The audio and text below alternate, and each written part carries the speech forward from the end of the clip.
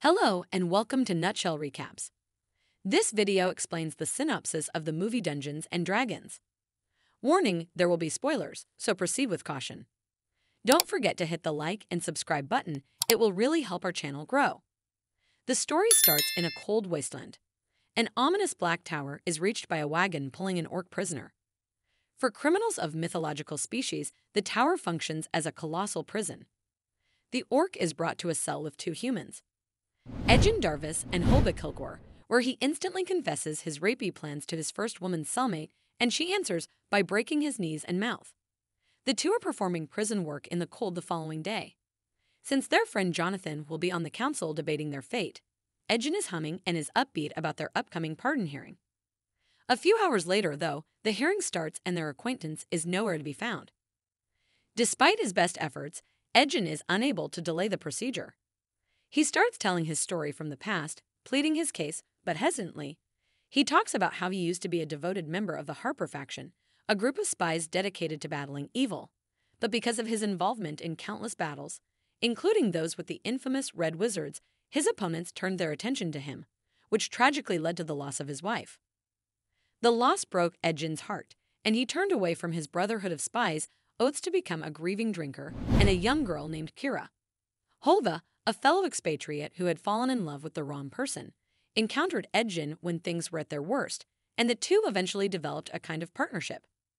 To support their improvised family, they collectively turned to criminality, even bringing on Simon Omar and Forge Fitzwilliam to the gang. But when they met a witch by the name of Safina, their lives were changed forever. She persuaded them to loot Corin's Keep, the headquarters of Edgin's former party. Negotiating unimaginable wealth and a powerful object that has the power to bring Edgin's wife back from the dead. The guards are called out at some point during the theft, and Edgin and Holga are ensnared in a time-traveling spell cast by Safina while the others manage to escape. Edgin gave Forge the item of resurrection in a desperate attempt to get him to take care of Kira. A creature resembling a bird, Jonathan, eventually makes its way to the council as Edgin finishes recounting his tale. Holga and Edgin shove him outside the closest window without waiting a second, forcing him to fly and help them escape the prison.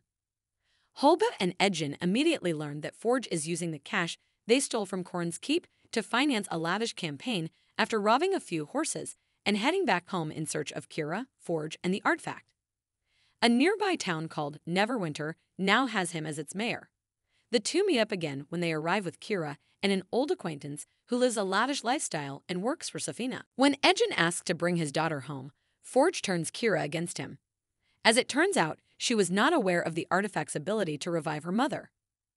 Kira thinks Ed tried to pull off the heist for financial gain only, betraying the Brotherhood. While Holga and Edgin are pinned to the ground by Safina's powers, she storms away, frustrated and puzzled. After that, Forge admits that he has been using them from the beginning and gives the order to have them killed before leaving to get ready for the Roman games. But just in time, Holga disarms the guards, the two flee, and they plan to track down their old friend Simon in order to assemble a squad, launch a raid on Forge's castle, plunder his vault, and rescue Kira. Edgin and Holga swiftly located the young wizard as he was performing illusions and plundering his underwhelmed audience. Simon flees the mob and joins the duo on their quest once his concentration is broken when he notices them and reveals the scam utilizing gravity magic. Simon suggests knowing a druid whose transformation talents would prove useful for slipping inside the castle while talking about the fiercely guarded keep and the unidentified mystical security encircling the vault. Shortly after the squad discovers the druid, Doric, she quickly transforms into her human form and saves a woman who is going to be executed by stomping troops like ants. Eventually, Holga, Simon, and Edgin catch up with her and ask her to travel with them. Doric has a particular grudge against Forge because her people was enslaved and imprisoned under his leadership. Therefore, she decides to contribute her talents despite her hatred of both humans and the group's skills. Safina, who is a member of the wicked side of the Red Wizard, reports to a mysterious entity in the corner of her rooms and reveals that she is scheming to use Forge for a larger conspiracy on behalf of her lord. As Forge walks into the room, they are cut off from continuing their chat. He invites her to accompany him as he leads gambling lords to the castle, completely unaware of the sinister presence. When Safina gets to the vault, she makes a point to impress the affluent guests by mentioning the name of the enchantment that protects it. Sofina suddenly draws everyone's attention to a fly in the area, which she kills. To narrowly escape the compound and report back to the squad, the fly who is Doric changes into a mouse, a hawk, and finally a deer.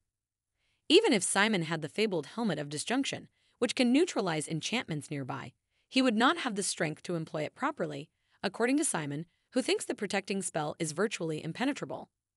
Nevertheless, since Holga knows where it is and this is their only opportunity, they decide to try. Sofina reveals to another member of her wicked faction that they still control Forge at the same moment. She then reveals where the motley crew will be before giving her ally orders to kill both of them and any Forge's soldiers there when they met.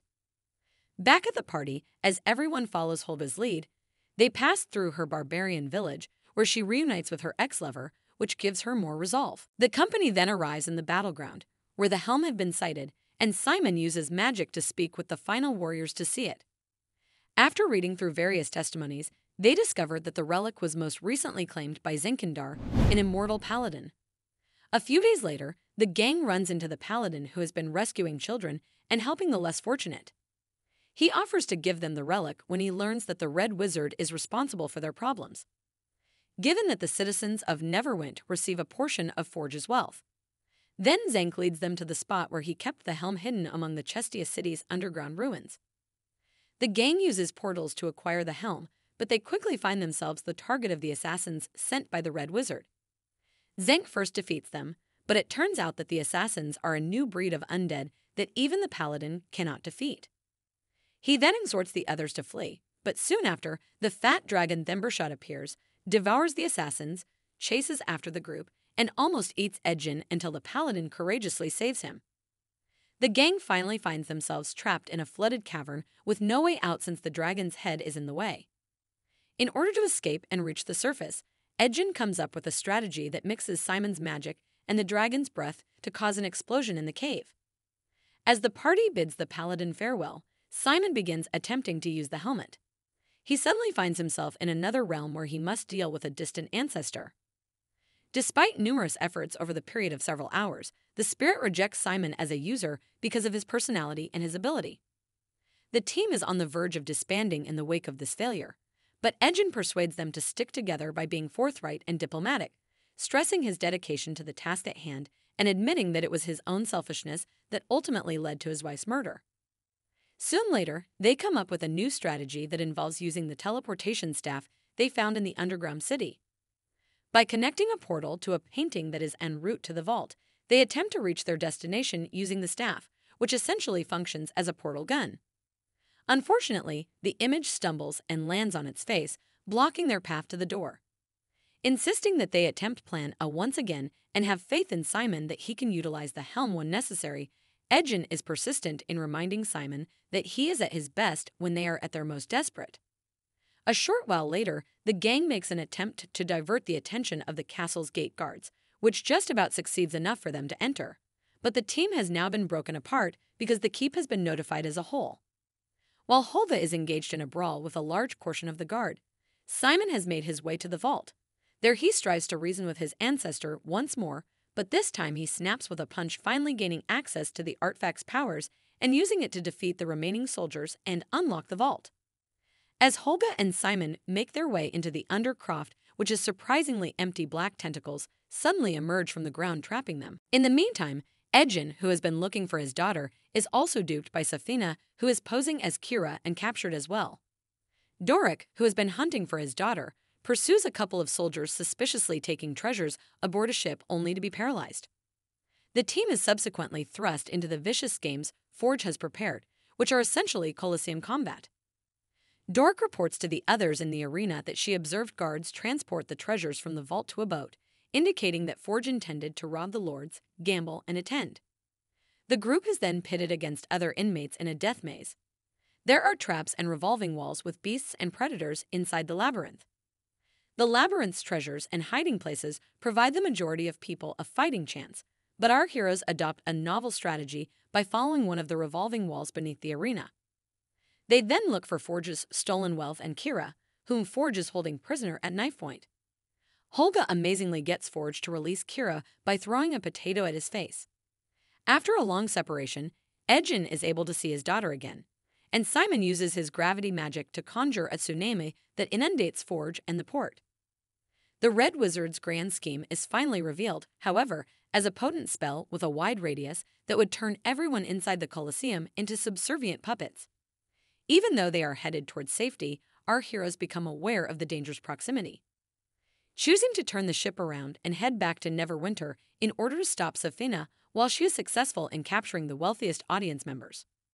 The entire crowd is drawn out of the arena and out of the area that spells can affect by a doorway to all of Forge's wealth that is floating close to the Colosseum. Simon casts his own protection spell to block Safina's meteor storm as she releases it on the group in a fit of rage. She then summons a statue of a dragon and commands it to attack the group, but Dork interrupts her spellcasting with a successful long-range attack. She then engages Simon in a wizard duel, nearly defeating him, but he persists and, with the help of the team's combined powers, compels her to use her time-stopping spell. She was overconfident and gloating about her impending victory. When Kira uses a medallion to become invisible and applies a magic-suppressing cuff to Safina, she surprises her. Dork then assumes the form of her monster owl bear and continues to batter Safina until she is ultimately thrown into a wall, shattering under the force of the hit. However, the victory celebrations are short-lived because it is discovered that Holga was fatally hurt during the battle. Edgin decides to utilize the Tablet of Reawakening to raise Holga rather than his wife as Kira laments her passing while Holga is resurrected. To celebrate the end of Forge's tyranny and the emergence of a new family, the gang and the locals get together.